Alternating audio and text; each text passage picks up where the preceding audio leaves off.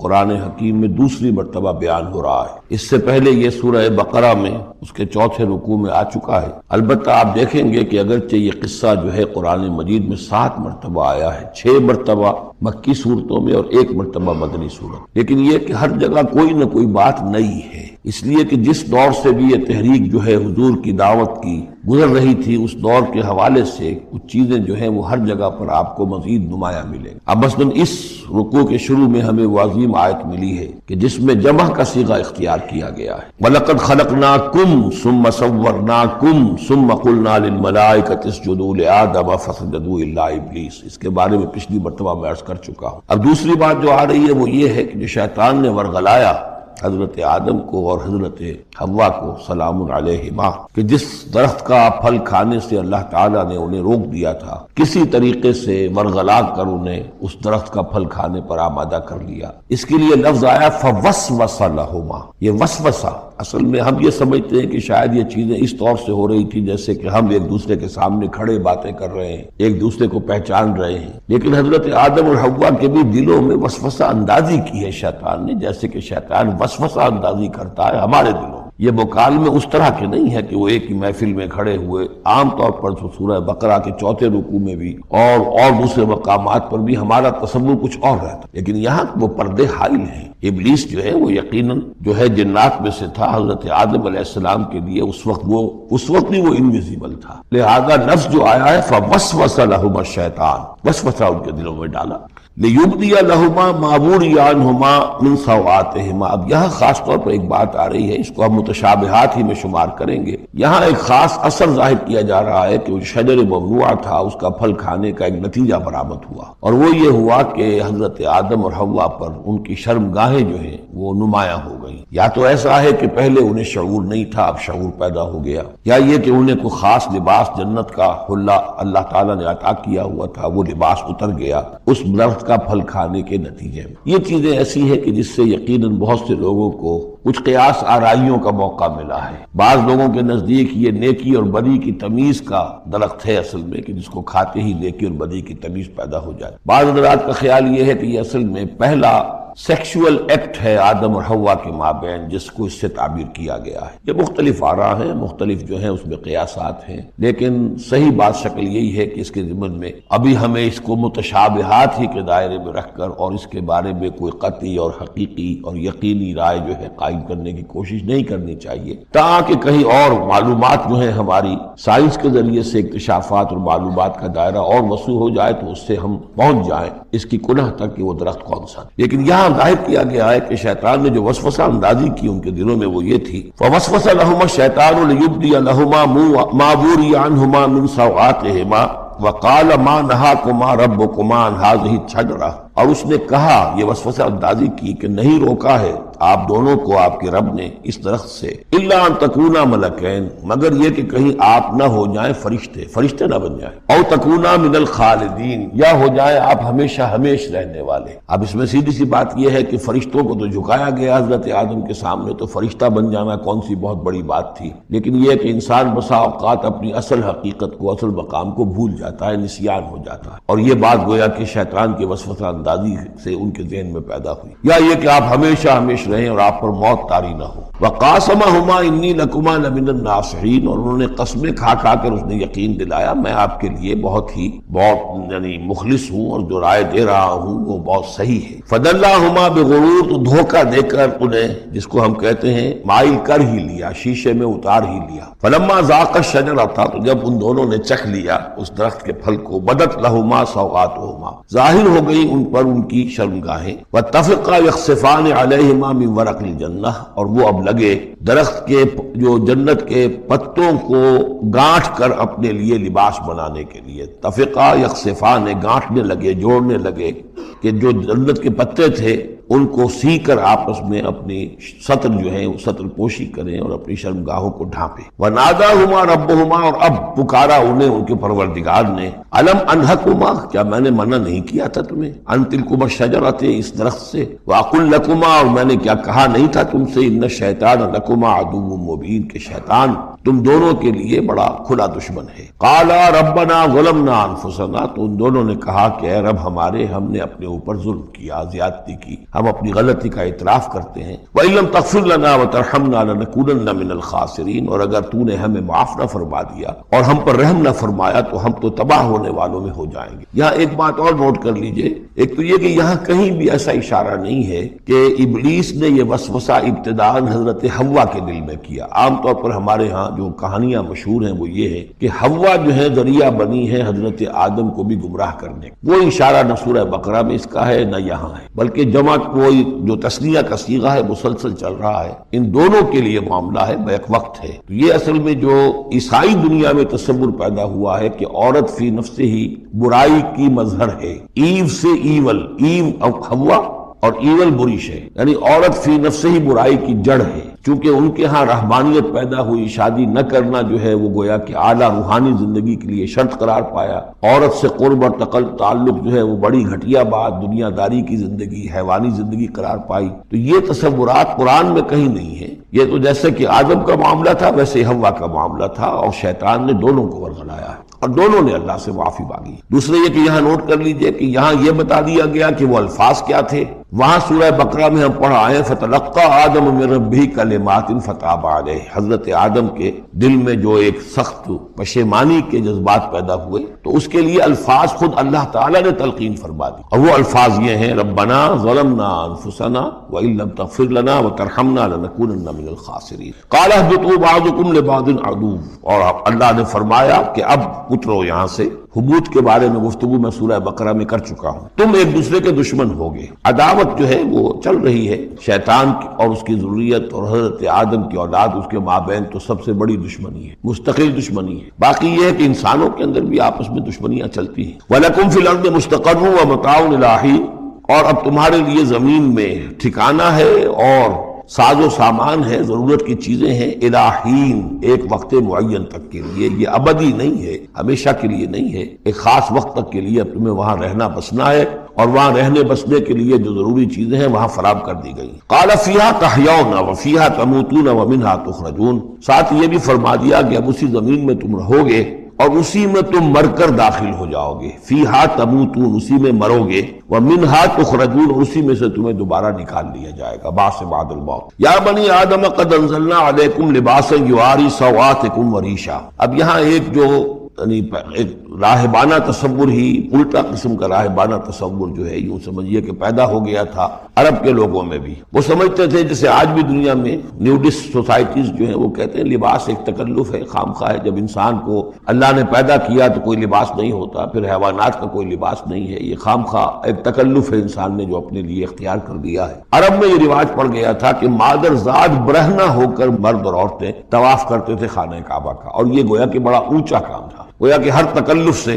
یعنی بہرحال اب بھی ہم طواف کرتے ہیں تو صرف 2 چادریں ہوتی ہیں، انہوں نے کہا کہ وہ چادروں کا تکلف بھی کیا کرنا ہے، بس جیسا بھی اللہ نے پیدا کیا ہے، مادر ذات برہنہ مرد اور عورتیں جو ہیں وہ طواف کرتے تھے، اور اس کو بڑا نیکی کا کام سمجھتے تھے، بہت یوں سمجھیے کہ اپنی یعنی سیلف اینیہیلیشن یا اپنی نفی ذات جو ہے اس کا بہت بڑا مظہرہ تھا۔ اب اس کی یہاں تردید ہو رہی ہے، یا بنی آدم، آدم کی اولاد، قد انزلنا علیکم لباسا، ہم نے تم پر لباس اتارا ہے، یواری سوآتکم، جو تمہارے شرمگاہوں کو ڈھانپتا ہے، وریشا، اور تمہارے لیے آرائش کا سبب بنتا ہے، زیبائش اور آرائش کا، ولباس التقوی ذالک خیر، اور اس سے اوپر پھر ایک اور لباس ہے، اور وہ لباس ہے تقوی کا لباس۔ ظاہر ہے کہ وہ سب سے بہتر ہے، اگر تقوی کا لباس نہیں ہے تو بسا اوقات اور انسان لباس پہن کے بھی ننگا ہوتا ہے، اتنا تنگ لباس کہ اس میں جسم کے سارے نشیب و فراز ظاہر ہو رہے ہوں، یا اتنا باریک لباس عورتوں کا کہ جس میں وہ جسم اندر سے جھلک رہا ہو، تو وہ لباس پہنے ہوئے بھی، جیسے کہ حضور نے فرمایا اللہ تعالیٰ لعنت فرمائے ان عورتوں پر جو لباس پہن کر بھی ننگی رہتی۔ تو لباس التقوی ذالک خیر، ایک اور اضافی جو ہے وہ تقوی کا ہے، شرم ہو، حیا ہو، تقوی۔ ذالک من آیات اللہ لعلہم یذکرون، یہ اللہ تعالیٰ کی آیات میں سے ہے تاکہ یہ لوگ نصیحت اخذ کریں۔ یا بنی آدم لا یفتننکم الشیطان، اے بنی آدم دیکھو تمہیں شیطان اب نہ بچلانے پائے، نہ دھوکہ دینے پائے، نہ فتنے میں ڈالنے پائے، کما اخرج ابویکم من الجنہ، جیسے کہ تمہارے دونوں ماں باپ، جد امجد اور اماں حوا کو اس نے نکلوا دیا تھا، کما اخرج ابویکم من الجنۃ، جنت سے، ینزع عنہما لباسہما، اور وہ ان سے اتروا لیا تھا اس نے ان کا لباس جنت کا، لیریہما سوآتہما، تاکہ دکھائے انہیں ان پر عیاں کر دے ان کی شرمگاہیں۔ انہ یراکم ہوا وقبیلہ من حیث لا ترونہم، ایک بات جان لو کہ وہ یعنی ابلیس خود، چونکہ اسے بھی چھوٹ ملی ہوئی ہے قیامت تک کے لیے، وہ مسلسل زندہ ہے، اور قبیلہ اور اس کی قوم، اس کی ذریت اور اس کے جو ایجنٹ ہیں جنات میں سے، چونکہ وہ انویزیبل ہیں تو وہ تمہیں دیکھتے ہیں، تاکتے ہیں تمہیں، تم پر داؤ لگاتے ہیں۔ یراکم ہوا وقبیلہ من حیث لا ترونہم، جہاں سے تم انہیں نہیں دیکھ سکتے۔ انا جعلنا الشیاطین اولیاء للذین لا یؤمنون، ہم نے تو شیاطین کو ان لوگوں کا دوست بنا دیا جو ایمان نہیں لاتے، جو ایمان نہیں رکھتے، ایمان نہیں لاتے، تو شیطان جو ہے جیسے گندگی جو ہے اس کے اوپر مکھی آئے گی، ایسے ہی جہاں اللہ کا ذکر نہیں ہے، اللہ کا ایمان نہیں ہے، خانہ خالی را دیو می گیرد، تو وہاں یہ شیاطین جن جو ہیں آ کر اڈا جمائیں گے۔ وَإِذَا فَعَلُوا فَاحِشَةً، اور جب یہ ایک بے حیائی کا کام کرتے ہیں یعنی ننگے عریاں طواف، قَالُوا وَجَدْنَا عَلَيْهَا آبَاءَنَا، کہتے ہیں ہم نے پایا اپنے آباء و اجداد کو یہی کچھ کرتے ہوئے، وَاللَّهُ أَمَرَنَا بِهَا، اور جب ہمارے آباء و اجداد یہ کرتے تھے تو یقیناً اللہ ہی نے ہمیں اس کا حکم دیا ہوگا۔ یہ گویا کہ ان کے نزدیک سرکمسٹانشل ایویڈنس تھا کہ جب ایک ریت چلی آ رہی ہے، ایک رسم چلی آ رہی ہے تو یقیناً اللہ ہی نے کہا ہوگا۔ قُلْ إِنَّ اللَّهَ لَا يَأْمُرُ بِالْفَحْشَاءِ، نبی ان سے کہہ دیجئے اللہ تعالیٰ بے حیائی کا حکم نہیں دیتا۔ أَتَقُولُونَ عَلَى اللَّهِ مَا لَا تَعْلَمُونَ، تو کیا تم اللہ کی طرف منسوب کر رہے ہو، یعنی جھوٹ جڑ کر اور جھوٹ گھڑ کر اس کو جڑ رہے ہو اللہ کی جناب میں، جو جس کا کہ تمہیں کوئی علم حاصل نہیں ہے۔ قل امر ربی بالقسط، کہہ دیجئے نبی کہ میرے رب نے تو حکم دیا ہے انصاف کا، عدل کا، توازن کا۔ وَأَقِيمُوا وُجُوهَكُمْ عِنْدَ كُلِّ مَسْجِدٍ، اور اپنے رخ سیدھے کر لیا کرو ہر نماز کے وقت۔ مسجد جو ہے یہ اس میں ظرف ہے، اور ظرف زمان بھی، ظرف مکان بھی۔ مسجد سجدے کی جگہ بھی مسجد ہے، اور سجدے کا وقت جو ہے ظرف زمان وہ بھی مسجد۔ وَادْعُوهُ مُخْلِصِينَ لَهُ الدِّينَ، اور اس کو پکارا کرو، اس سے دعا کیا کرو، لیکن اس کے لیے اپنی اطاعت کو خالص کرو، یعنی اللہ تعالیٰ سے دعا کرنے کی ایک شرط ہے، اس کی اطاعت کو اپنے اوپر لازم کرو۔ جیسے کہ سورہ بقرہ میں ہم جہاں روزے اور رمضان کے احکام اور حکمتوں کا بیان ہوا ہے، اس میں فرمایا گیا وَإِذَا سَأَلَكَ عِبَادِي عَنِّي فَإِنِّي قَرِيبٌ أُجِيبُ دَعْوَةَ الدَّاعِ إِذَا دَعَانِ فَلْيَسْتَجِيبُوا لِي، میں تو ہر ایک پکارنے والے کی پکار سنتا ہوں، اس کی دعا کو قبول کرتا ہوں، لیکن اسے بھی چاہیے کہ میرا کہنا مانے، اور یہ کہنا ماننا جو جزوی نہیں ہوگا۔ ادخلوا فی السلم کافہ، داخل ہونا ہے تو پورے پورے ہونا۔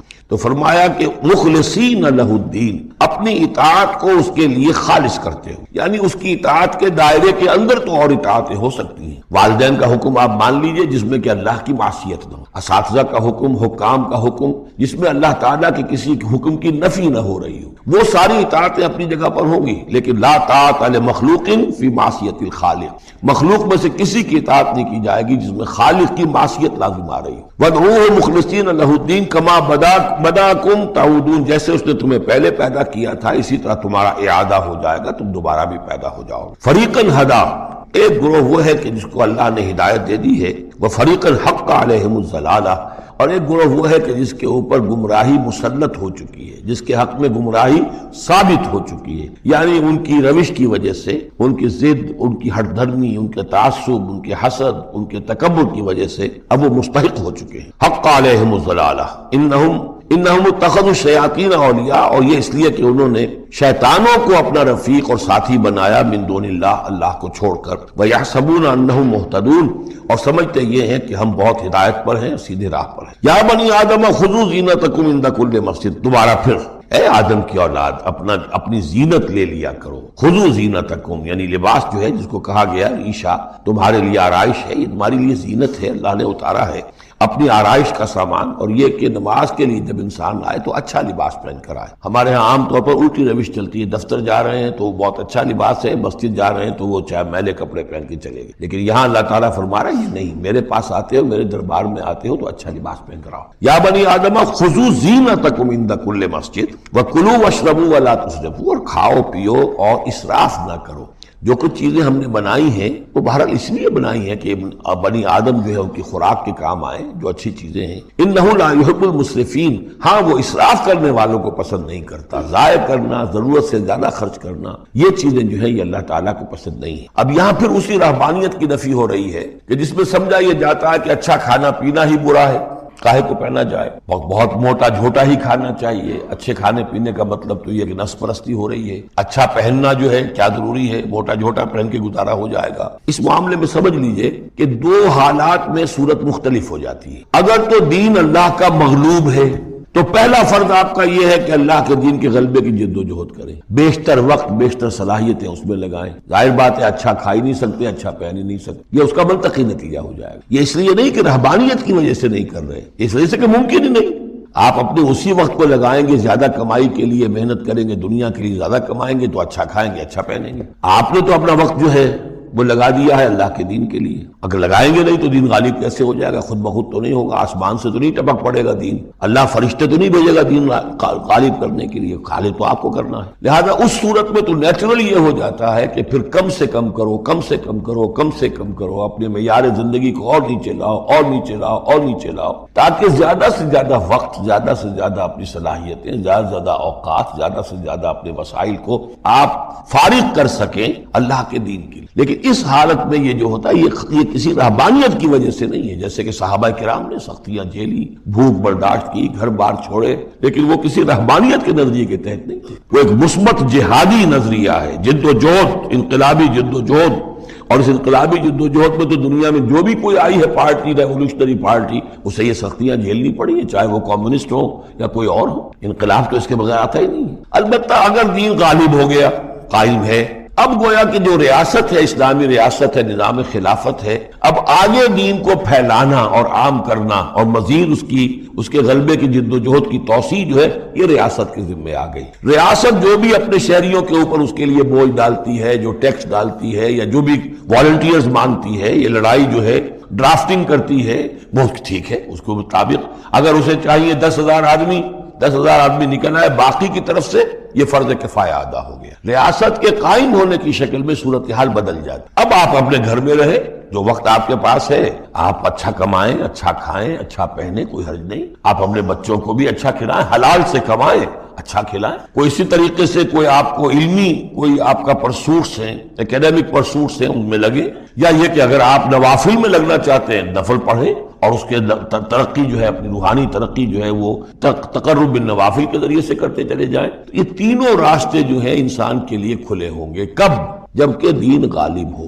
اس بنیادی بات کو بھی لوگوں نے سمجھا ہے، اس لیے وہ رہتے ہیں کنفیوژن میں۔ صاحب اولاد کا بھی حق ہے، صاحب بیویوں کا بھی حق ہے، اس کا بھی حق تو سب کا ہے، لیکن یہ کہ وہ جو صحابہ کرام کو یاد نہیں تھا کہ ان کے بھی حقوق ہیں، یا ان کا دین اور تھا، ہمارا دین اور ہے؟ کیا حضور کو پتہ نہیں تھا کہ میری ازواج مطہرات کے بھی دین ہے، ان کا بھی کیا بھی حق ہے؟ انہوں نے ذرا اپنے نفقے کے اندر اضافے کا مطالبہ کیا تو گویا کہ ایلا کا معاملہ کر دیا، گویا کہ طلاق کی دھمکی دے دی۔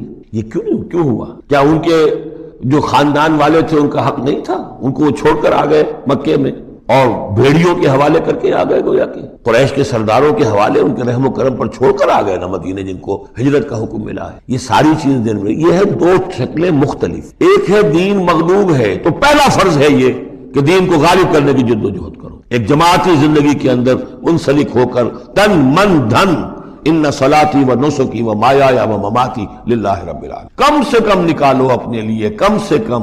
اب ظاہر بات ہے اس میں تو پھر کم سے کم پر ہی گزارا کرنا ہو، صرف سبسسٹنس لیول جس کو کہا جائے، اپنے آپ کو برقرار رکھنے کے لیے، تاکہ جسم اور جان کا رشتہ تعلق جو ہے برقرار رہے، کام کر سکے آدمی۔ ہاں جب دین غالب ہو جائے اب مسئلہ بالکل مختلف ہو گیا ہے، اب ریاست ہے اور ریاست نے اپنی فوجیں بھی رکھی ہوئی ہیں، جو بھی ذرائع ہیں، ہاں جب بھی ضرورت ہوگی وہ شہریوں کو بلائے گی، اس وقت حاضر ہونا فرض ہو جائے گا۔ لیکن ورنہ عام حالات میں ریاست اس فرائض کو ادا کر رہی ہے، مزید توسیع دعوت دین کی اور غلبہ دین کی وہ ریاست کے ذمہ ہے، اسلامی ریاست ہے، نظام خلافت ہے۔ اب آپ جو ہے انڈیویجولز کی حیثیت سے اپنے کاروبار میں لگ جائیں، یا کوئی شخص اپنی روحانی ترقی میں لگ جائے، کوئی شخص یہ کہ دولت زیادہ سے زیادہ کمائے اور وہ اس کو ثواب کے کاموں میں صرف کرے، کوئی شخص جو ہے کسی سائنس میں، کسی اور شعبے میں اسے علمی دلچسپی ہو جائے، تحقیق کے کاموں میں، سارے راستے کھلے ہوں۔ اس صورت میں اچھا کھانا، اچھا پہننا کوئی حرام شے نہیں، تو جبکہ رہبانیت اس حالت میں بھی اس کے لیے کوئی گنجائش نہیں چھوڑ، تو یہاں اس کی نفی کی جا رہی ہے، اس رہبانیت کے نظریے کی۔ قل من حرم زینت اللہ التی اخرج لعبادہ، کہیے ان سے پوچھئے کس نے حرام کی ہے وہ زینت جو اللہ نے نکالی ہے اپنے بندوں کے لیے، والطیبات من الرزق، اور کس نے حرام کیے ہیں پاکیزہ کھانے کی چیزیں۔ قل ہی للذین آمنوا فی الحیات الدنیا، کہہ دیجئے یہ تمام چیزیں دنیا کی زندگی میں بھی اللہ تعالیٰ نے تو اہل ایمان ہی کے لیے بنائی ہے، خالصتاً یوم القیامہ۔ ہاں دنیا میں وہ کفار کو بھی دے رہا ہے، تم بھی کھا پی لو برت لو یہاں پہ جو کچھ کرنا ہے، اس لیے کہ آخرت میں تمہارا کوئی حصہ نہیں ہے، البتہ آخرت میں جا کر یہ تمام اچھی چیزیں خالصتاً یوم القیامہ، قیامت کے دن تو یہ خالصتاً جو ہے اللہ کے اہل ایمان بندوں کے لیے ہو جائیں گی، پھر کافر کو کوئی شے نہیں ملے۔ کذالک نفصل الآیات، اس طرح ہم اپنی آیات کی وضاحت کرتے ہیں، لقوم یعلمون، ان لوگوں کے لیے جو علم رکھتے ہو یا جو علم حقیقی حاصل کرنا چاہیں۔ قل انما حرم ربی الفواحش ما ظہر منہا وما بطن، کہہ دیجئے کہ میرے رب نے تو حرام قرار دیا ہے بے حیائی کی باتوں، خواہ وہ اعلانیہ ہو اور خواہ چھپی ہوئی ہو، بے حیائی خواہ چھپی ہوئی ہو وہ بھی اللہ تعالیٰ کو پسند نہیں ہے، وہ بھی حرام ہے۔ والاسم، اور گناہ کو حرام کیا ہے، والبغی، اور ناحق زیادتی کرنا کسی دوسرے پر بغیر الحق، وان تشرکوا باللہ ما لم ینزل بہ سلطانا، اور اس کو حرام ٹھہرایا ہے کہ تم اللہ کے ساتھ شریک ٹھہراؤ کسی ایسی چیز کو جس کے لیے اس نے کوئی سند نہیں اتاری ہے، وان تقولوا علی اللہ ما لا تعلمون، اور حرام قرار دیا اس بات کو کہ تم اللہ کی طرف منسوب کرو وہ چیزیں کہ جو تم نہیں جانتے، جس کے لیے تمہارے پاس کوئی علم نہیں ہے۔ وَلِكُلِّ أُمَّةٍ أَجَلٌ، ہر قوم کے لیے، ہر امت کے لیے ایک وقت معین ہے، یعنی جب بھی کبھی کوئی رسول ہم بھیجتے رہے ہیں تو ایک مدت ہوتی ہے، اس وقت تک اس کو مہلت ہوتی ہے قوم کو کہ وہ رسول کی دعوت سے استفادہ کر لے اور اپنے دلوں کو، اپنے باطن کو منور کر لے، صحیح راستے پر آ جائے، اس سے پہلے عذاب نہیں آئے گا۔ خواہ یہ کہ اہل ایمان تو چاہیں گے کہ جھٹپٹ عذاب آئے، اس لیے کہ بہرحال مسلمان اہل ایمان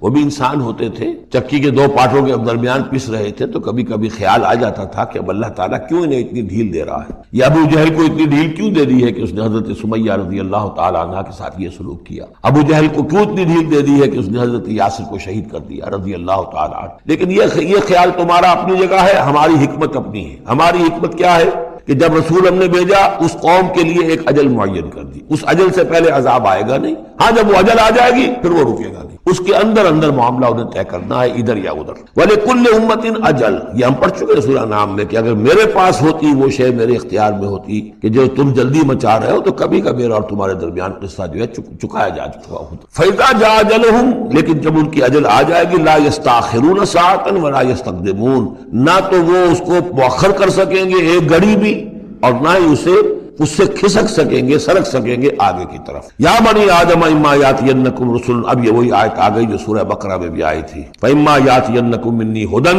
فمن تبع ہدایا فلا خوف علیہم ولا هم يحزنون والذین کفروا وکذبوا بآیاتنا اولئک اصحاب النار هم فیہا خالدون۔ یا بنی آدم اما یاتینکم رسل منکم، اے بنی آدم جب بھی تمہارے پاس آئیں گے رسول تم ہی میں سے ہوں گے، تم میں سے تمہاری قوم کے لوگ ہوں گے، یقصون علیکم آیاتی، جو تمہیں میری آیات سنائیں گے، فمن اتقى واصلح، تو جو بھی تقوی کی روش اختیار کرے گا اور اصلاح کر لے گا اور نیکی کی روش اختیار کرے گا، فلا خوف علیہم ولا هم يحزنون، ان کے لیے نہ کوئی خوف ہوگا اور نہ وہ کسی حزن سے دوچار ہوں گے۔ والذین کذبوا بآیاتنا واستکبروا عنہا، اور جو ہماری آیات کو جھٹلائیں گے اور تکبر کی بنا پر انہیں رد کر دیں گے، استکبروا عنہا، استکبار کی بنیاد پر، تکبر کی بنیاد پر رد کر دیں گے، اولئک اصحاب النار هم فیہا خالدون، وہ جہنمی ہوں گے اور رہیں گے ہمیشہ ہمیش۔ فمن اظلم ممن افترى علی اللہ کذبا وکذب بآیاتہ، پھر وہ اس شخص سے بڑھ کر ظالم اور کون ہوگا جو اللہ کی طرف کوئی غلط بات منسوب کرے، افتراء کرے اللہ کی طرف، اور یا اللہ کی آیات کو جھٹلائے، یہ دونوں ہم وزن ہیں۔ اولئک ینالہم نصیبہم من الکتاب، ان کو جو بھی دنیا میں رزق وغیرہ کا معاملہ ہے وہ تو ان کو مل جائے گا، یہاں دنیا میں تو ہم نے یہ سورہ بنی اسرائیل میں مضمون آئے گا، اب کوئی شخص کفر کرے اللہ فوراً اس کی روزی روک لے اور ایک دن کے اندر اندر وہ جو بھوک سے مر جائے، ایسا نہیں ہے۔ جو ہم نے یہاں پہ ان کے لیے لکھا ہوا ہے جو رزق ہے اس دنیا کے اندر وہ تو انہیں ملتا رہے گا، وہ رکتا نہیں ہے، انہیں اپنے اس نصیب میں سے حصہ مل جائے گا۔ حتی اذا جاءتہم رسلنا، ہاں پھر جب ہمارے فرشتادے، ہمارے بھیجے ہوئے فرشتے ان کے پاس آ جائیں گے، یتوفونہم، ان کو قبض کرنے کے لیے، قالوا این ما کنتم تدعون من دون اللہ، تو وہ کہیں گے کہاں ہیں وہ جن کو آپ پکارا کرتے تھے اللہ کے سوا، جن کو ڈنڈوت کرتے تھے اور جن کے سامنے متھے ٹیکتے تھے اور جن سے دعائیں کرتے تھے اور گڑ گڑاتے تھے، قالوا ضلوا عنا، وہ کہیں گے وہ سب گم ہو گئے، ہوا ہو گئے، ہم سے سب جاتے رہے، ضلوا عنا وشہدوا علی انفسہم انہم کانوا کافرین، اور وہ خود اپنے خلاف یہ گواہی دیں گے کہ واقعتاً ہم تھے ناشکرے، ہم نے کفر کی روش اختیار کی۔ قالت خلوا فی امم قد خلت من قبلکم من الجن والانس، کہا جائے گا کہ اچھا داخل ہو جاؤ ان امتوں میں جو تم سے پہلے گزر چکی ہیں جنوں اور انسانوں میں سے نار میں، آگ میں، یعنی ایک ایک قوم کا حساب ہوتا جائے گا اور وہ جہنم کے اندر جھونکے جاتے رہیں گے. پہلی نسل گئی، پھر اس کے بعد دوسری آئی، دوسری گئی، تیسری آئی. اب ان میں ایک مکالمہ ہوگا. ظاہر بات ہے جو پہلے گئے تھے وہ تھے بزرگ، بڑے تھے، لیڈر تھے، یا یہ کہ وہ پچھلی نسل تھی جنہوں نے بدعات شروع کی تھی، خرافات کا آغاز کیا تھا. یہ بعد میں آنے والے ان پر لعنت کریں گے کہ تم نے ہمیں مروایا، تمہاری وجہ سے ہم بھی برباد ہو کر یہاں آئے ہیں، تو تمہیں دوہرا عذاب ملنا چاہیے. لیکن یہ کہ وہاں وہ کہیں گے کہ نہیں، ہم جیسے ہم گمراہ تھے ویسے ہم نے تمہیں گمراہ کیا. تو یہ مکالمہ ہوگا. اور یہ نوٹ کر لیجئے، یہ جو میں نے عرض کیا تھا کہ اس سورہ مبارکہ میں ایام اللہ جو ہے یہ اس کا مین تھیم ہے. تو ایام اللہ کو یوں سمجھیے کہ ایک تو انسانی تخلیق کے اعتبار سے ایک تو وہ ازل ہے، جبکہ آدم کی تخلیق ہوئی، قصہ آدم و ابلیس ہوا، یہاں سے تو ہمارا وہ وقت جو ہے وہ شروع ہوتا ہے. اور جنت اور دوزخ میں پہنچ کر گویا کہ وہ ایک دور ختم ہوتا ہے، وہ آخری بات ہے. یہ ہے انتہا اور ابتدا.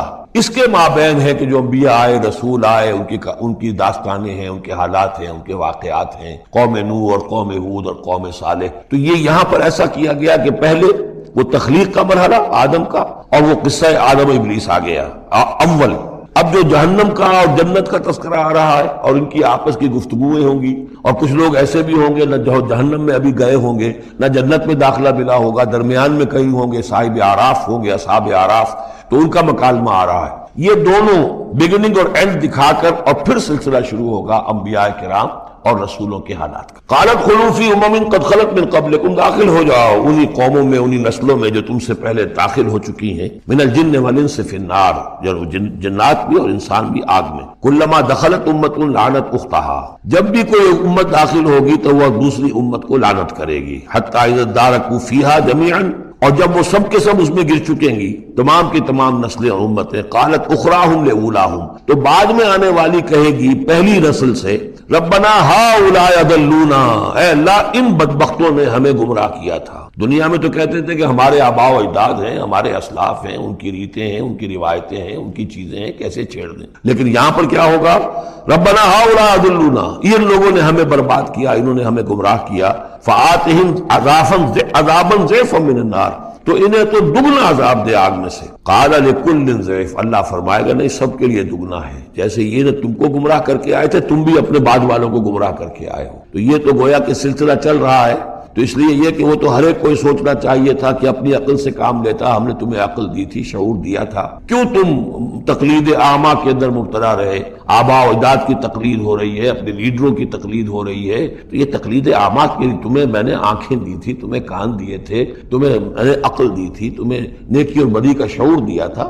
ہر شخص جو ہے وہ ذمہ دار ہے. قال لکل ضعف، اللہ فرمائے گا سب کے لیے دوہرا ہے. ولکن لا تعلمون، لیکن تمہیں اس کا علم نہیں ہے. وقالت اولاہم لاخراہم، اب وہ کہیں گے پچھلے جو ہیں، جو پہلے والے تھے، بعد میں آنے والوں کو، فما کان علیکم علینا من فضل، دیکھو نا، نہیں نہ تمہیں کوئی، ہم پر کوئی فضیلت حاصل نہیں ہو سکی، تم نے خام خواہ ہم پر لعنت کی، لیکن اس سے کیا حاصل تمہیں کیا ہوا؟ ما کان لکم علینا من فضل فذوقوا العذاب بما کنتم تکسبون، اور اب چکھو مذاق عذاب کا اپنی کرتوتوں کے باعث. ان الذین کذبوا بآیاتنا واستکبروا عنہا، یقیناً وہ لوگ جنہوں نے ہماری آیات کو جھٹلایا اور استکبار پھر عنہا، اور بر بنائے تکبر ان کو رد کیا، اعراض کیا ان سے تکبر کی بنیاد پر. لا تفتح لهم ابواب السماء، ان کے لیے آسمان کے دروازے کبھی نہیں کھولے جائیں گے. یہ کچھ اشارات ہیں قرآن مجید میں جس سے معلوم ہوتا ہے کہ جہنم اسی زمین پر ہوگی، اور ابتدائی جنت بھی یہی ہوگی. ابتدائی نزل والی جنت جو ہے وہ بھی اسی زمین پر ہوگی، اور جہنم بھی اسی زمین پر ہوگی. اور کچھ ایسا سا تصور ہوتا ہے کہ جیسے زمین کو جب کھینچا جائے گا، وَإِذَا الْأَرْضُ مُدَّتْ، زمین کو جب کھینچا جائے گا تو جیسے ربڑ کی کرمچ کی کوئی گیند ہو اس کو کھینچے تو آپ کو معلوم ہے کہ جہاں سے وہ زیادہ موٹی ہے وہ پچک جائے گی. جب وہ پچکے گی تو اس کے اندر جو لاوا ہے، اس وقت بھی زمین کے پیٹ میں بھرا ہوا ہے، وہ لاوا وہ ظاہر ہو جائے گا اور وہ جہنم ہوگی. واللہ عالم، یہ کچھ اندازے ہوتے ہیں بعض اشارات سے، اس لیے کہ فیصلہ جو ہے میدان حشر یہی ہے. احادیث میں میدان عرفات جو ہے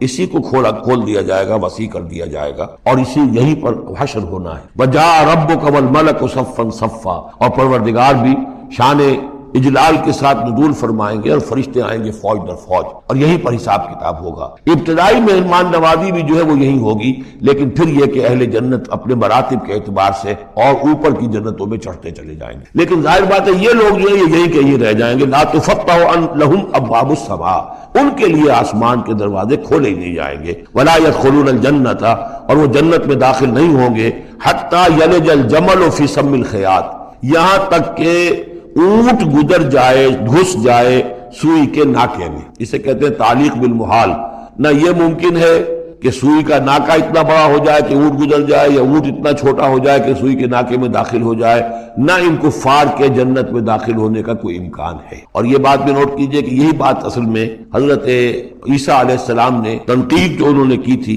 کہ ایک دولت مند شخص ان کے پاس آیا، جیسے ہمارے ہاں بھی ہوتے ہیں جو وہ دیندار ہیں، سیٹھ ہیں، اور وہ دین کے کام بھی کرتے ہیں، تو انہوں نے کہا کہ بتائیے آپ کی تعلیم کیا؟ اس کا نماز پڑھو، روزہ رکھو، کرو، نماز روزہ میں کرتا ہوں۔ اچھا اپنے غریبوں کے اپنے بال میں سے دو، یہ کرو وہ کرو، یہ بھی میں کرتا ہوں، آپ بتائیے اور کیا ہے؟ آخر میں فرمایا حضرت مسیح نے اچھا اپنی صلیب اٹھاؤ اور میرے ساتھ چلو، یعنی یہ کہ اب وہ ہے وہ جد و جہد حق و باطل کی کشاکش، یہ نیکی کے کام کرنا، دھندوں میں لگے رہنا، اور اپنے ساتھ کچھ نہ کچھ نیکی کا کام ہے، کچھ پن ہے، کچھ خیرات ہے، کچھ ثواب کے کام ہے، کوئی نماز ہے، روزہ ہے، یہ تو آسان ہے، لیکن یہ کہ اس کشاکش حق و باطل جو ہے اس میں لگنا، کہ جس میں پھر اندیشہ ہو کہ پھانسی بھی آ سکتی ہے، اندیشہ ہو جان بھی جا سکتی ہے، تکلیف بھی آ سکتی ہے۔ تو جب انہوں نے کہا کہ اچھا ٹھیک ہے، پھر جب تم نے یہ ساری منزلیں طے کر لی تو آخری منزل ہے اپنی صلیب اٹھاؤ میرے ساتھ آ جاؤ۔ تو اس شخص کا چہرہ لٹک گیا اور وہ چلا گیا۔ تو حضرت مسیح نے فرمایا کہ اونٹ کا سوئی کے ناکے میں سے گزرنا ممکن ہے، لیکن کسی دولت مند شخص کا اللہ کی بادشاہت میں داخل ہونا ممکن نہیں۔ بہرحال میں اس وقت اسے کسی دلیل کے طور پر پیش نہیں کر رہا ہوں، لیکن میں نے صرف یہ کہ یہی جو ہے محاورہ جو قرآن مجید میں یہاں آیا ہے، حتی یلج الجمل فی سم الخیاط، یہی ہے کہ جو حضرت عیسیٰ علیہ السلام نے استعمال کیا۔ وَكَذَلِكَ نَجْزِي الْمُجْرِمِينَ، اور اسی طرح ہم بدلہ دیتے ہیں مجرموں کو۔ لَهُم مِّن جَهَنَّمَ مِهَادٌ، ان کے لیے جہنم ہی کا ہوگا بچھونا، وَمِن فَوْقِهِمْ غَوَاشٌ، اور اسی کا اوڑھنا ہوگا، لحاف بھی اسی کا ہے، آگ کا، اور اس کے گدے بھی۔ وَكَذَلِكَ نَجْزِي الظَّالِمِينَ، اور اسی طرح ہم ظالموں کو بدلہ دیں گے۔ وَالَّذِينَ آمَنُوا وَعَمِلُوا الصَّالِحَاتِ، اور وہ لوگ جو ایمان لائے اور جنہوں نے نیک عمل کیے، لَا نُكَلِّفُ نَفْسًا إِلَّا وُسْعَهَا، پھر آ گئی وہی بات، ہم کسی کو ذمہ دار نہیں ٹھہرائیں گے کسی جان کو مگر اس کی وسعت کے مطابق۔ محاسبہ ہوگا انڈیویجول، ہم نے کیا کیا کچھ اسے دیا تھا اس کے حساب سے ہم اس سے حساب لیں گے۔ اولئک اصحاب الجنہ، وہ ہوں گے جنت والے، ہم فیہا خالدون، اور اس میں رہیں گے ہمیشہ ہمیشہ۔ وَنَزَعْنَا مَا فِي صُدُورِهِم مِّن غِلٍّ، اور ہم نکال دیں گے جو کچھ ان کے سینوں میں ہوگا ایک دوسرے کی طرف سے کوئی میل، یعنی اہل ایمان بھی انسان ہوتے ہیں، شکوے شکایتیں ہو جاتی ہیں، دینی جماعتوں میں بھی کبھی کسی معمور کو امیر سے شکایت ہو گئی، کسی امیر کو معمور سے شکایت ہو گئی، کسی ایک رفیق کو دوسرے رفیق سے شکایت ہو، انسان ہے، اور یہ معاملہ جو ہے ایسا بھی ہوتا ہے، زائل بھی ہو جاتے ہیں، کچھ ایسی شکوے شکایتیں ہوتی ہیں کہ باقی رہتی ہیں، ختم نہیں ہوتی، ان کے اثرات جو ہیں وہ جذبات کچھ ایسے مجروح ہو جاتے ہیں، کسی طریقے سے زائل نہیں ہوتے، لیکن فرمایا گیا ہے کئی مقامات پر یہ کہ اللہ تعالیٰ اہل جنت کو جنت میں داخل کرنے سے پہلے جو بھی اہل ایمان میں سے کسی کے لیے ان کے دل میں کوئی قدورت ہوگی، کوئی میل ہوگا، وہ نکال، تاکہ اب جنت میں داخل ہونے والے سب سررن اخوانن علی سرر متقابلین، بالکل بھائیوں کی طریقے سے صاف دل ہو کر ایک دوسرے کے سامنے رو در رو ہو کر بیٹھیں گے، اور ان کے اندر کوئی غل نہیں رہے گا۔ یہی دعا بھی ہے جو ہمیں تلقین کی گئی ہے، اللہم اغفر لنا ولاخواننا الذین سبقونا بالایمان ولا تجعل فی قلوبنا غلا للذین آمنوا ربنا انک رؤوف رحیم۔ پروردگار اہل ایمان میں سے کسی کے لیے بھی ہمارے دل میں غل اور میل یا کدورت یہ باقی نہ رہنے دے، تو اپنے فضل و کرم سے دھو دے۔ وَنَزَعْنَا مَا فِي صُدُورِهِم مِّن غِلٍّ، بلکہ ان آیات پر حضرت علی کا یہ قول بھی ہے رضی اللہ تعالی عنہ کہ سورہ ہجر کی آیت کے ضمن میں خاص طور پر آتا ہے شان نزول میں، تو انہوں نے فرمایا کہ یہ میرے اور معاویہ کے کا ذکر ہے جو یہاں ہو رہا ہے۔ ظاہر بات ہے جنگیں ہوئی ہیں حضرت علی رضی اللہ عنہ اور حضرت معاویہ رضی اللہ عنہ، تو کتنی کچھ ہو گئی ہوگی شکایت ایک دوسرے سے، تو یہ آیتیں ہمارے لیے ہیں کہ اللہ تعالی ہمیں دونوں کو جنت میں داخل کرے گا تو ہمارے دلوں سے یہ کدورتیں جو ہے وہ نکال۔ وقالوا الحمد للہ الذی ہدانا لہذا، اور وہ کہیں گے کل شکر ہے اور کل تعریف ہے اس اللہ کی جس نے ہمیں یہاں تک پہنچایا۔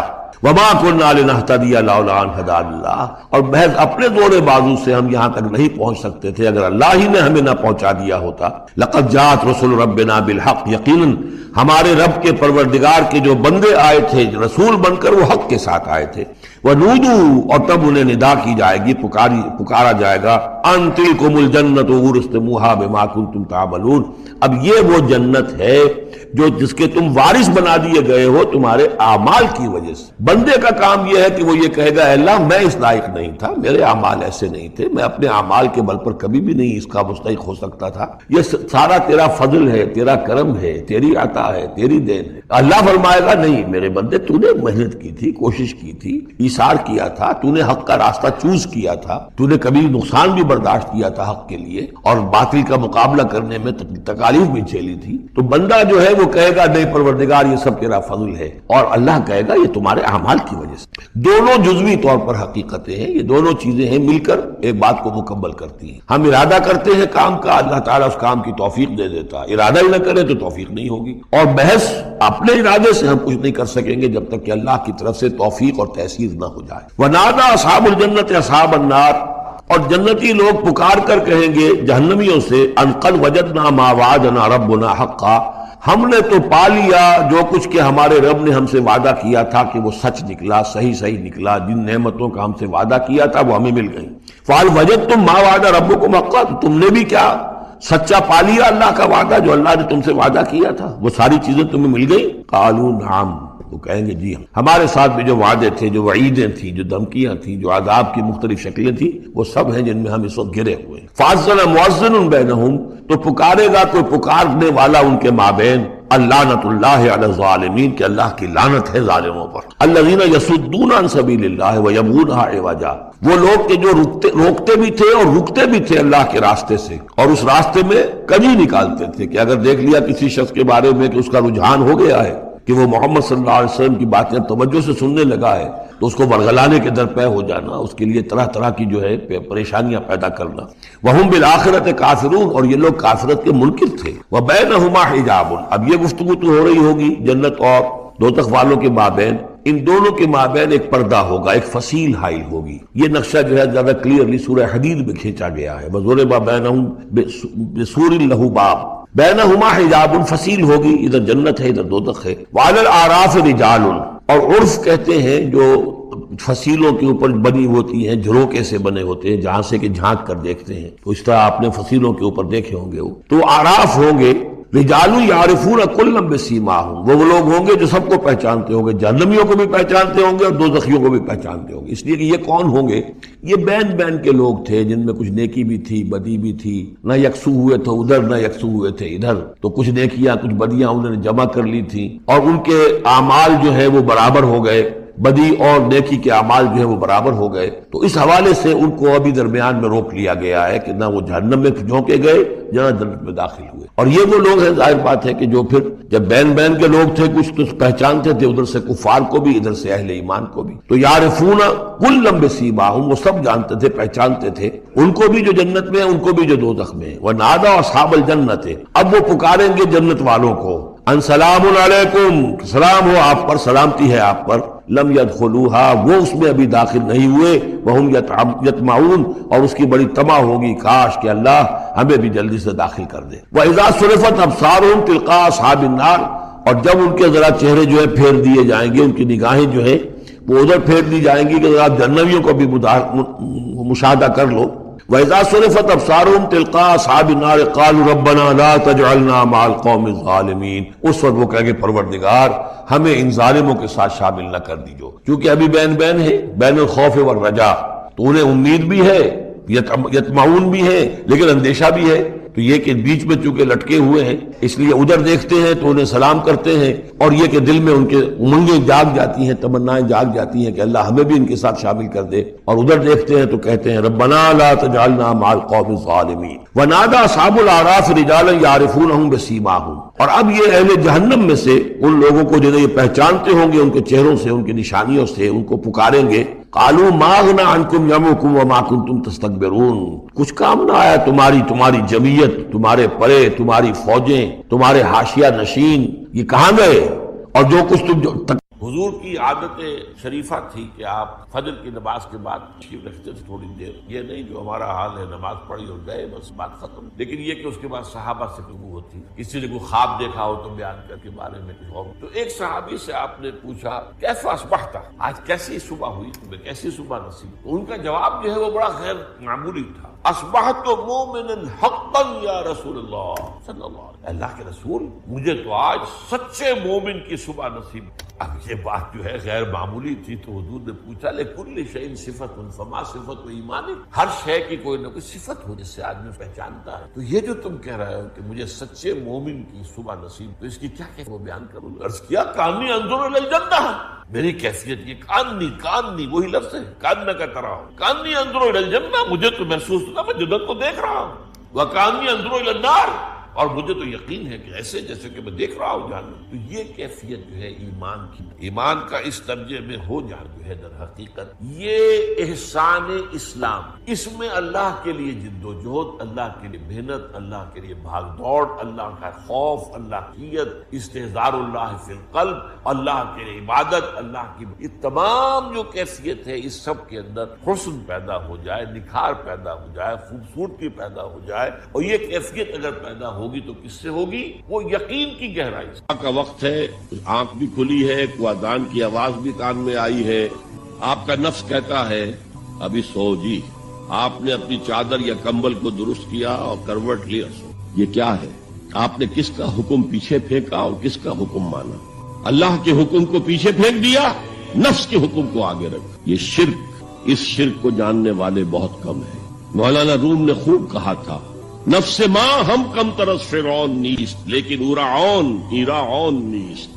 میرا نفس بھی فرعون سے کم نہیں ہے. فرعون نے کہا تھا نا الیس لی ملک مصر وہذہ الانہار تجری من تحتی, کیا اس ملک مصر کی حکومت میری نہیں ہے؟ اور سارا جو یہ آب پاشی کا نظام ہے, انہار کا نظام ہے, وہ میرے کنٹرول میں نہیں ہے. جس کا چاہوں موگا کھلا رکھوں, جس کا چاہوں بند کر دوں. یہ تھا خدائی کا دعویٰ, انا ربکم الاعلی. تو مولانا روم کہتے ہیں میرا نفس بھی اس سے کمتر نہیں ہے. وہ کہتا یہ جسم میرا ہے, اس پر میرا حکم چلے گا, میں نہیں جانتا کون اللہ کون رسول, کیا حرام کیا حلال. تو فرعون سے کم تو نہیں ہے میرا نفس. لیکن ایراعون اس کی بہت مدد تھی, فوج تھی, لاؤ لشکر تھا, تو اس نے زبان سے بھی کہہ دیا کھل کر انا ربکم الاعلی. میں مسکین ہوں, غریب ہوں, میرے پاس کوئی طاقت نہیں ہے, میں زبان سے تو کچھ نہیں کہہ سکتا, اندر سے میرا نفس یہی کہتا. یہ نفس کی حکومت قرآن کہتا ہے, بحران ہوتا ہوں. دو جگہ یہ مضمون آیا ہے. ارأیت من اتخذ الہہ ہواہ افانت تکون علیہ وکیلا. اے نبی تم نے دیکھا اس شخص کو, اس کے حال پر غور کیا جس نے اپنی خواہش نفس کو اپنا الہ بنا لیا ہے. اللہ اکبر. الہ لا الہ الا اللہ, کلمہ توحید کا مرکزی لفظ یہاں آ رہا ہے. من اتخذ الہہ ہوا ہو, جس نے اپنی خواہش نفس کو اپنا معبود بنا لیا, الہ بنا لیا. افانت تکون علیہ وکیلا, کیا آپ ایسے شخص کی کوئی ذمہ داری لے سکتے ہیں؟ سود حرام ہوا کرے جی, حرام ورام, ہمارا دھندا جو ہے وہ آگے بڑھ نہیں سکتا. اللہ کے حکم کو پیچھے ڈالا, نفس کے تقاضے کو آگے رکھا. کون معبود ہے آپ؟ نام عبداللہ رکھیے, نام عبد الرحمان رکھیے, ہے عبد النفس, نفس کے بندے, نفس کے غلام. پوچھا گیا ای الہجرت افضل ہو یا رسول اللہ, اے اللہ کے رسول بتائیے سب سے اعلیٰ ہجرت کون سی ہے, افضل؟ فرمایا ان تہجر ما کرہ ربک, ہر اس چیز کو چھوڑ دو جو تمہارے رب کو پسند نہیں. آج رات ہی سے آپ ہجرت شروع کر سکتے ہیں. جائزہ لیجئے کیا کیا چیزیں میری زندگی میں خلاف شریعت ہیں, جو اللہ کو ناپسند ہے. فیصلہ کیجئے کہ آج کے بعد نہیں ہوگی. ہجرت شروع ہو گئی. افضل الہجرہ, سب سے افضل ہجرت شروع ہو گئی. المجاہد من جاہد نفسہ, جہاد تو یہاں سے شروع ہو گیا, اپنے نفس کے خلاف جہاد کرنا. صبح نفس نے کہا ابھی سو جاؤ, آپ نے نفس کی بات کو رد کیا, اپنا کمبل اٹھا کے پھینکا, اٹھے, وضو کیا, نماز کے لیے آپ مسجد چل دیے. آپ نے جہاد کیا نفس کے خلاف. یہ افضل الجہاد ہے. افرأیت من اتخذ الہہ ہواہ افانت تکون علیہ وکیلا, کیا تم نے غور کیا اس شخص کی حالت پر جس نے اپنی خواہش نفس کو اپنا معبود بنا لیا, الہ بنا لیا. کہہ رہا ہے لا الہ الا اللہ, لا الہ الا اللہ, لیکن الہ تو اس کا لفظ ہے.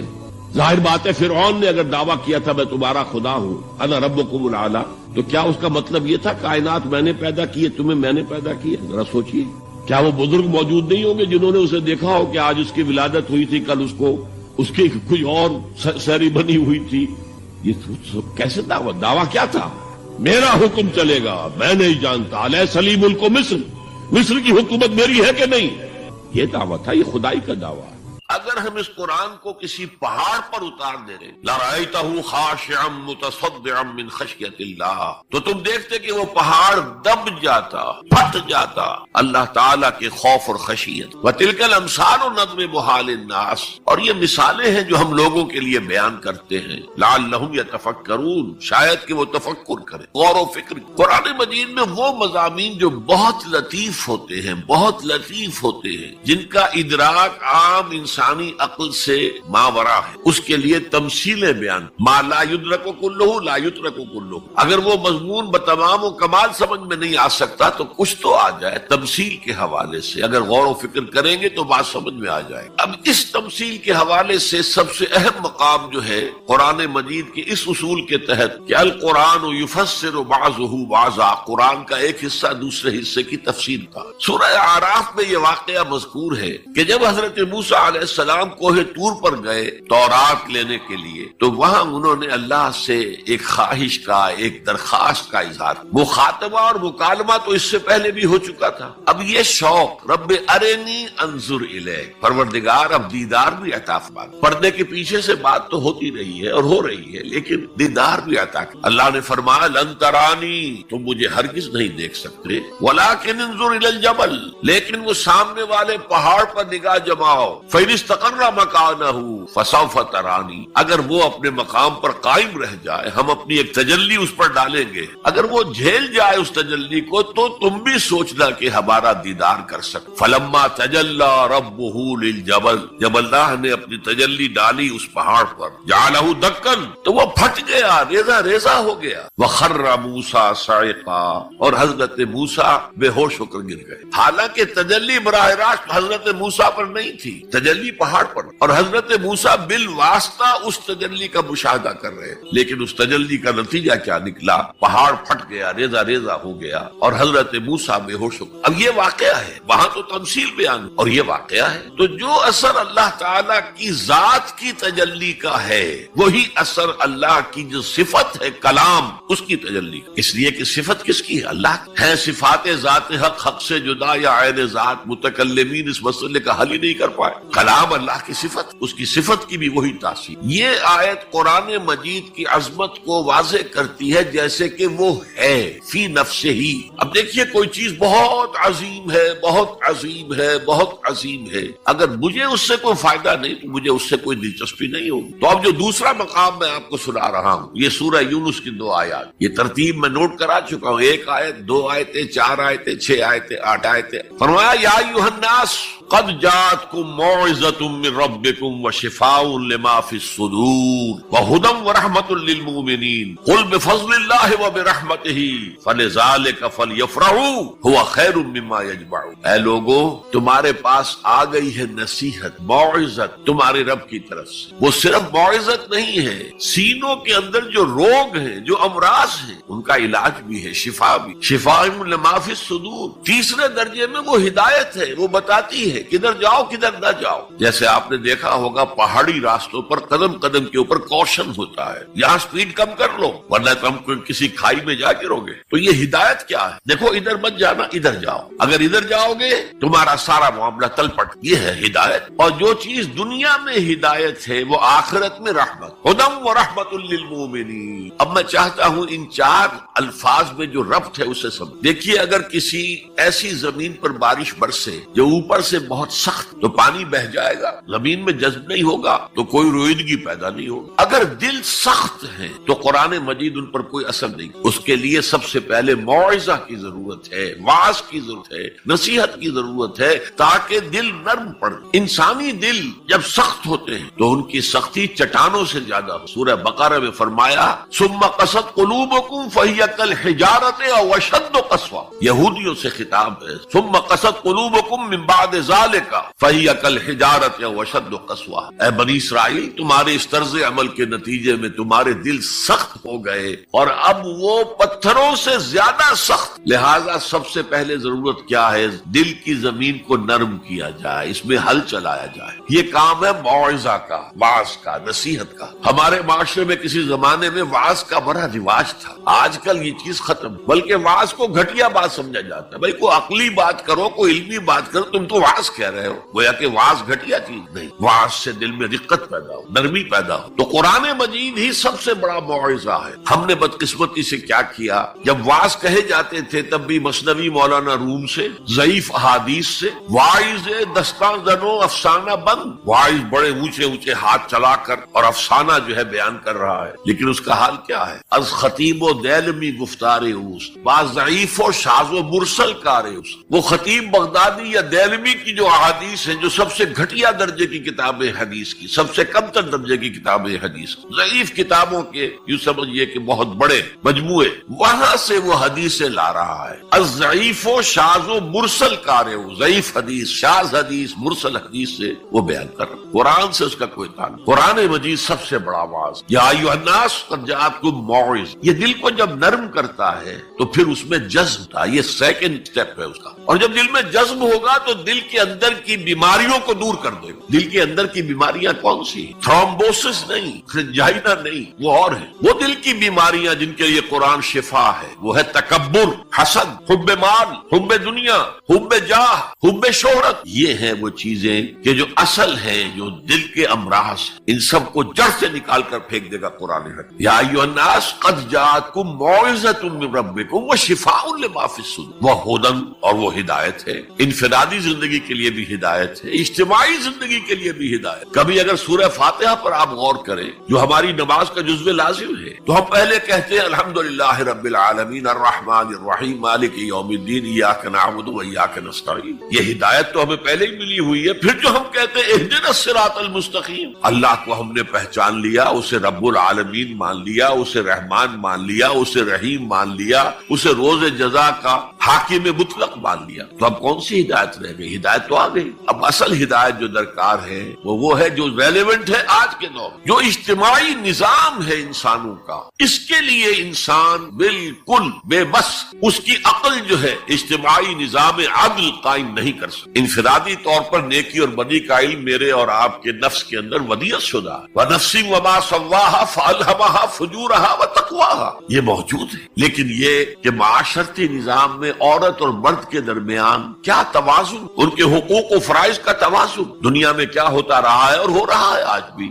یا عورت جوتی کی نوک کے برابر ہے، کوئی اس کی حیثیت نہیں، بھیڑ بکری کی طرح ملکیت ہے، اس کے کوئی حقوق نہیں، اور یا عورت کلوپیٹرا بن کر پورے ملک کی قسمت کا بیڑا غرق کرتی ہے، انسانوں کے شانہ بشانہ ہو کر وہ در حقیقت خاندانی نظام کو برباد کرتی ہے۔ ان دونوں کے درمیان توازن کیسے قائم کیا جائے؟ اب آپ سوچئے، تجزیہ کیجئے۔ اگر مرد سوچے گا، نظام بنائے گا، تو وہ اپنے احساسات سے تو واقف ہے، عورت کے احساسات و جذبات سے تو واقف نہیں ہے۔ عورت نظام بنائے گی تو وہ اپنے احساس و جذبات سے واقف ہے، وہ مرد کے احساسات و جذبات سے واقف نہیں۔ یہ عادلانہ نظام وہی ہستی دے سکتی ہے جس نے مرد کو بھی پیدا کیا، عورت کو بھی پیدا کیا۔ ایک امپلائر امپلائی ریلیشن شپ ہے، کارخانے دار ہے، وہ لوگوں کو رکھتا ہے مزدور۔ اب جو بھی پروڈکشن ہو رہی ہے، جو نفع ہو رہا ہے، اس میں کتنا حصہ مزدور کا ہونا چاہیے، کتنا سرمایہ دار کا ہونا چاہیے، کون طے کرے گا؟ یا سرمایہ دارانہ نظام بن جائے گا اور مزدور کمر توڑنے والی محنت کرنے کے باوجود زندگی کے بنیادی جو تقاضے ہیں ان کو بھی حاصل نہیں کر سکے۔ میں نے آپ کے ممبئی شہر میں جو اس وقت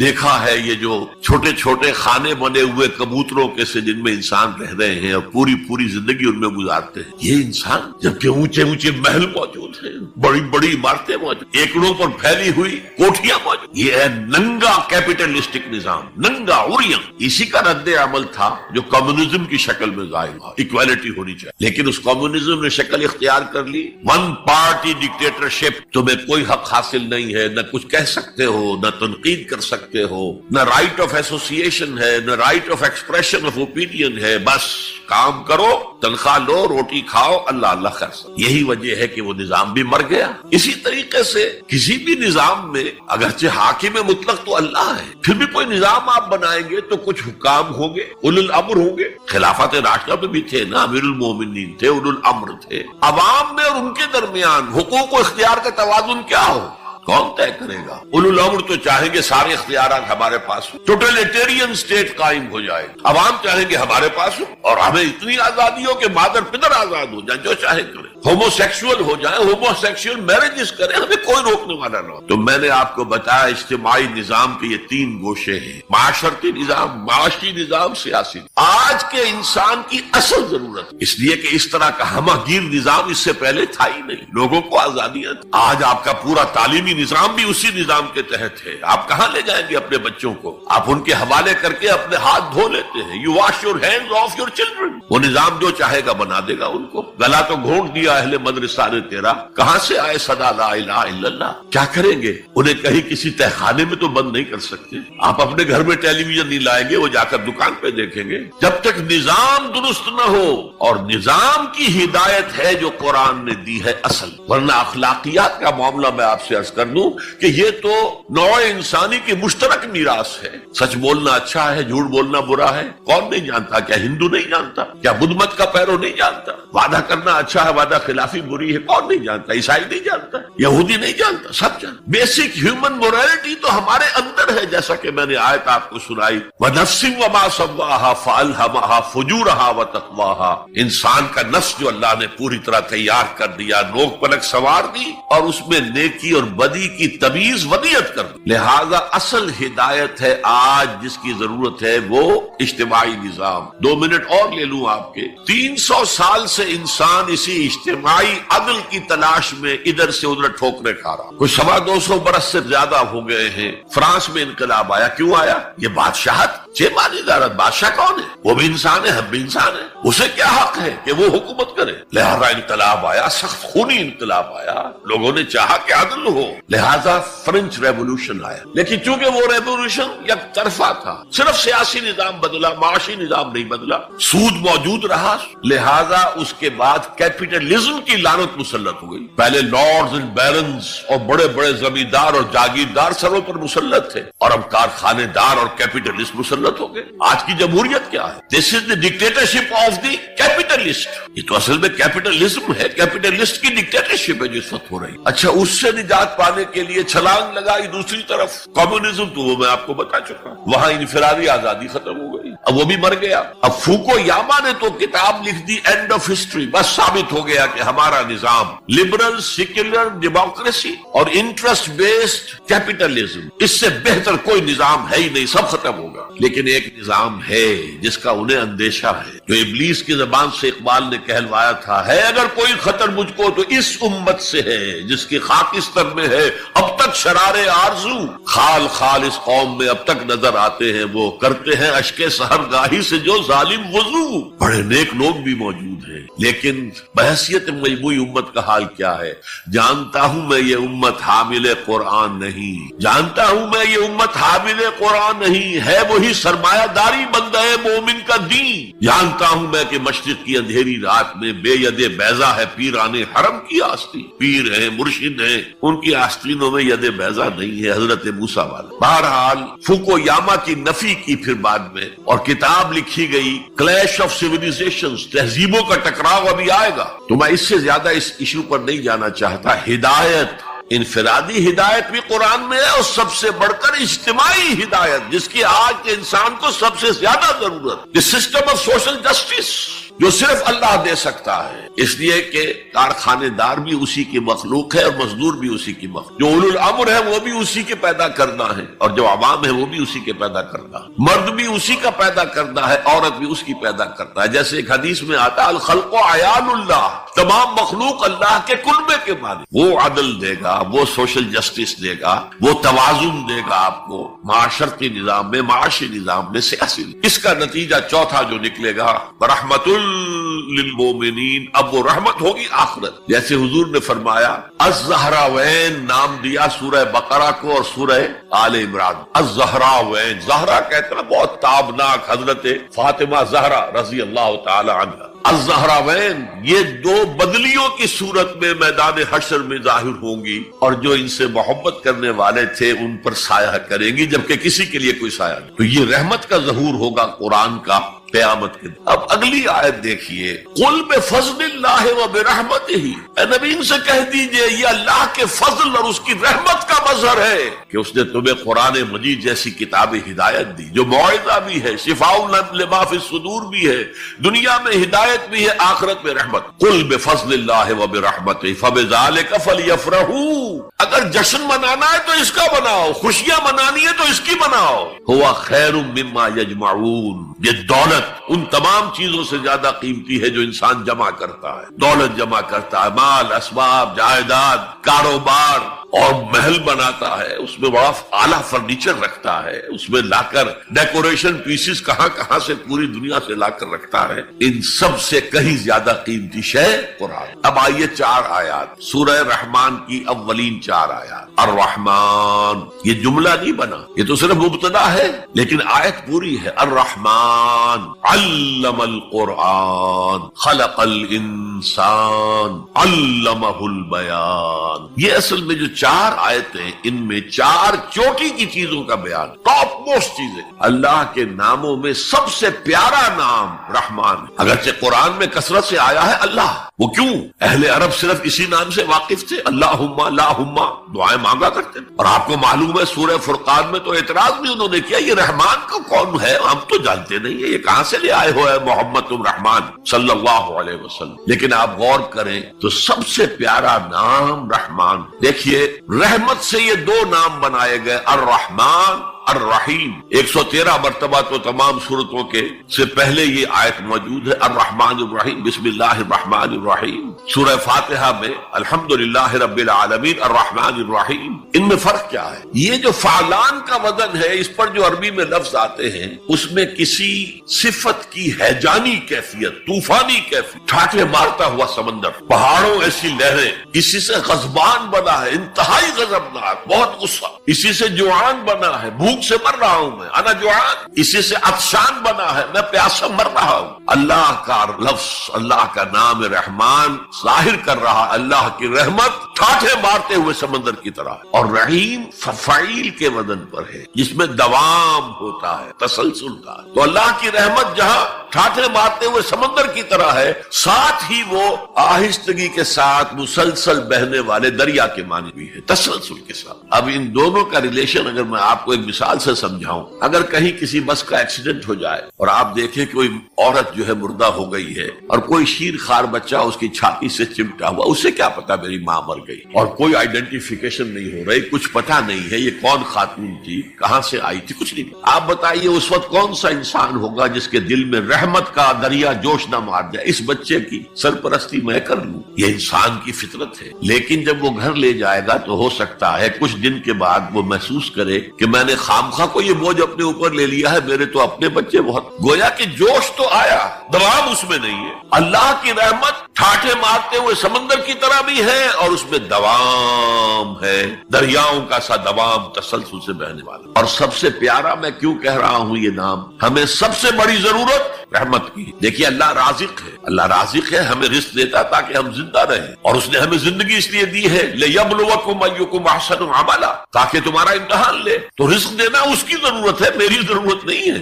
مجھے زندہ رکھنا چاہتا ہے تاکہ وہ امتحان میں دوں تو وہ رزق دے گا مجھے. لیکن رحمت کون سی چیز ہے؟ میں حدیث آپ کو سناتا ہوں. ایک دفعہ آپ نے فرمایا کوئی انسان محض اپنے عمل کی بنیاد پر جنت میں داخل نہیں ہو سکے گا جب تک کہ رحمت خداوندی دستگیری نہ کرے. اسی صحابی رضی اللہ تعالی عنہ نے بڑی ہمت سے، جرأت سے، بلکہ ہم کہہ سکتے جسارت سے کام لیا کہ پوچھ لیا حضور کیا آپ بھی؟ فرمایا ہاں میں بھی، الا یتغمدنی ربی برحمتہ، میں بھی داخل نہیں ہو سکوں گا جنت میں جب تک کہ میرا رب مجھے ڈھانپ نہ لے اپنی رحمت. تو سب سے پیارا نام کون سا ہو؟ الرحمن. اب آئیے اگلی آیت، علم القرآن، اس نے قرآن کی تعلیم. جو پچھلا مقام ہم نے دیکھا تھا قل بفضل اللہ وبرحمتہ فبذلک فلیفرحوا، اس اللہ تعالیٰ نے قرآن کا علم دیا. لیکن آپ سوچئے جو دوسرے علوم ہیں وہ کس نے دیے ہیں؟ یہ سارا سائنٹیفک نالج اور ٹیکنالوجی، یہ وہی تو علم آدم الاسماء کا ظہور ہے جو ہو رہا ہے. پوٹینشلی یہ سارا مادی علم حضرت آدم کی شخصیت میں ودیت کر دیا گیا تھا. پوٹینشل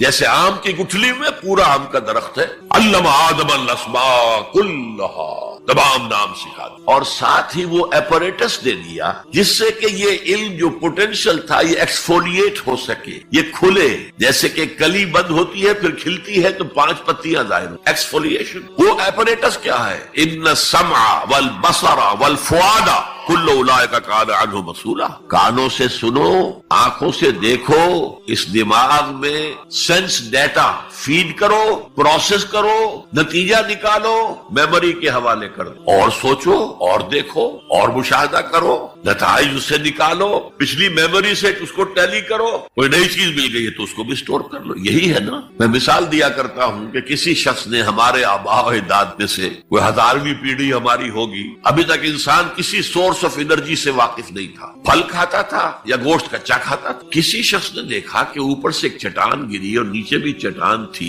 تو آگ کا شعلہ برآمد ہو گیا. اوہ یہ کیا ہے؟ اب اس نے ویریفائی کرنے کے لیے 2 پتھر لیے، ٹکرائے، شعلہ پیدا ہو گیا، آگ ایجاد ہو گئی. The most primary source of energy. اس سے آگے کسی نے دیکھا کہ ہانڈی چڑھی ہوئی ہے چولہے کے اوپر اور ڈھکنا اس کا ہلا، اسے کون ہلا رہا ہے؟ کوئی جن ہے، بھوت ہے، کون ہے؟ بعد میں معلوم نہیں، یہ سٹیم ہے. سٹیم میں طاقت ہے. سٹیم انجن ایجاد ہو گئے، چل پڑی گاڑیاں. فرنٹیئر میل آتا تھا پشاور سے اور بمبئی تک، چلا رہا ہے اسی سٹیم انجن سے. تو یہ علم ہمارا تدریجاً آگے بڑھا، لیکن یہ دیا ہوا اللہ کا ہے. لیکن تمام علوم میں چوٹی کا علم قرآن کا علم. میں کہہ رہا تھا نا، ان 4 چیزوں میں 4 چوٹی کی چیز. اللہ کے ناموں میں سب سے پیارا نام رحمان. جو علم اس نے دیا تمام مخلوقات میں، اس میں چوٹی کا علم جو ہے وہ قرآن کا علم. اب آئیے خلق الانسان، پھر سوچے انسان کو پیدا کیا تو کیا جنوں کو نہیں کیا؟ کیا فرشتوں کو نہیں کیا؟ کیا یہ گیلیکسیز پیدا نہیں کی؟ کیا چاند اور سورج نہیں پیدا کیا؟ کیا ہماری زمین کے اوپر زندگی کی جو شکلیں ہیں، نباتاتی اور حیواناتی، یہ چرند ہیں اور پرند ہیں اور مچھلیاں ہیں، کس نے پیدا کی؟ سب کچھ اس نے پیدا کیا. لیکن اس کی کریشن کا کلائمیکس انسان، سب سے بڑی اس کی تخلیق انسان، جو مسجود ملائک بن گیا. فسجد الملائکۃ کلھم اجمعون. کس قدر تاکید ہے، سجدے میں گر گئے تمام فرشتے، کل کے کل فرشتے جمع ہو کر 3 مرتبہ. کہیں شبہ رہ جائے جبرائیل نے نہیں کیا ہوگا سجدہ یا اسرافیل؟ نہیں، کلھم اجمعون. یہ انسان شاہکار ہے اللہ کی تخلیق کا. فرمایا ہے خلقتہ بیدی. اے ابلیس، تو اس آدم کو سجدہ نہیں کرنا چاہتا جسے میں نے اپنے دونوں ہاتھوں سے بنایا. کیا معنی اس کے؟ اللہ کے 2 ہاتھ کیا ہیں؟ الا لہ الخلق والامر. 2 عالم ہیں، ایک عالم امر ہے، ایک عالم خلق ہے. عالم امر میں اللہ کے حکم کی تعمیل چشم زنن میں ہو جاتی. انما امرہ اذا اراد شیئا فانما یقول له کن فیکون. اور عالم خلق میں وقت لگا. آم کی گٹھلی سے درخت تو بنے گا آم کا، لیکن کتنے سال لے گا؟ ماں کے پیٹ میں بچہ پرورش تو پائے گا لیکن 9 مہینے لے گا. اللہ نے فرمایا کتنی جگہ پر میں نے آسمان اور زمین 6 دنوں میں پیدا کیا. عالم خلق میں ٹائم کا ایلیمنٹ ہے، عالم امر میں کوئی ٹائم نہیں.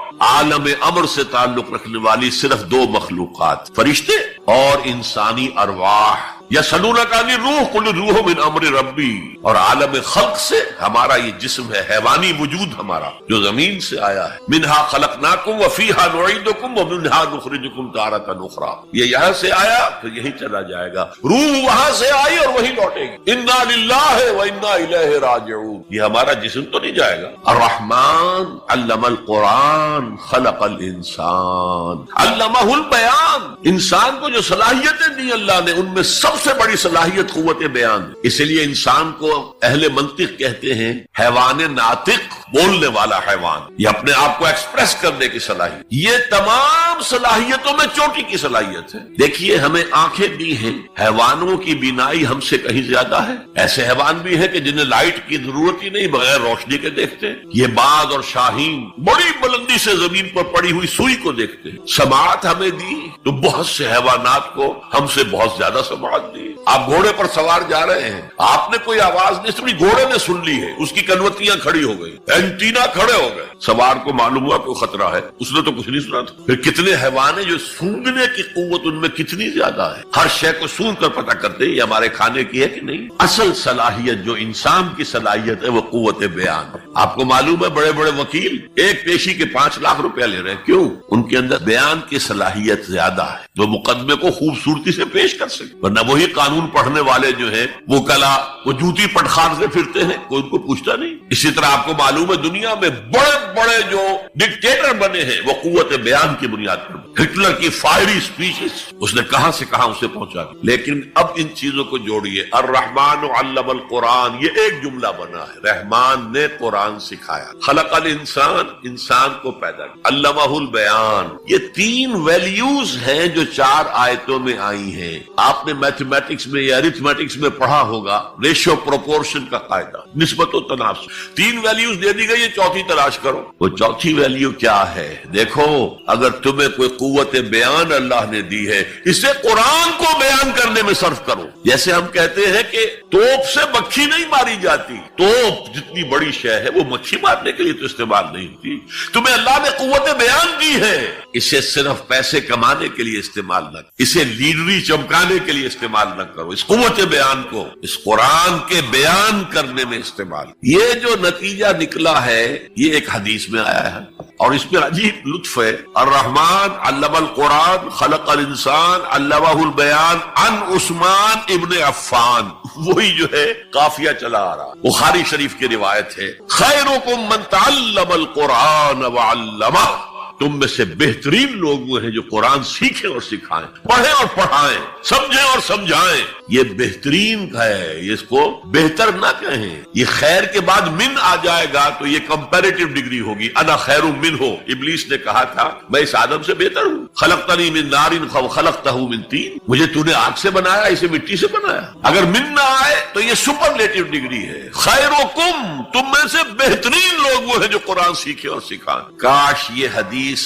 نقش ہو جائے نوجوانوں کے دل پر. کیریئرز کی تلاش کرتے ہیں, MBA کر لیں, کمپیوٹر میں MS کر لیں, کیریئر بنے گا, تنخواہ اچھی ملے گی. وہ سارا کچھ اس دنیا کے لیے, عارضی دنیا کے لیے, عارضی زندگی کے لیے ہے اور کچھ بھی نہیں. حضور فرما رہے سب سے اونچا کیریئر یہ ہے قرآن پڑھو اور پڑھاؤ. اور یہ تو ہمارے ذمے لگا کر گئے حضور. ختمہ حجۃ الوداع میں کیا کہا تھا؟ میں صرف تمہارے لیے تو نہیں بھیجا گیا تھا. وما ارسلناک الا کافۃ للناس بشیرا ونذیرا, اے محمد ہم نے آپ کو نہیں بھیجا ہے مگر ساری نوع انسانی کے لیے بشیر اور نذیر بنا کر. تو حضور نے تو تبلیغ ابھی صرف اہل عرب تک کی تھی, رسول تو تھے وہ پوری نوع انسانی کی, وہ کون کرے گا؟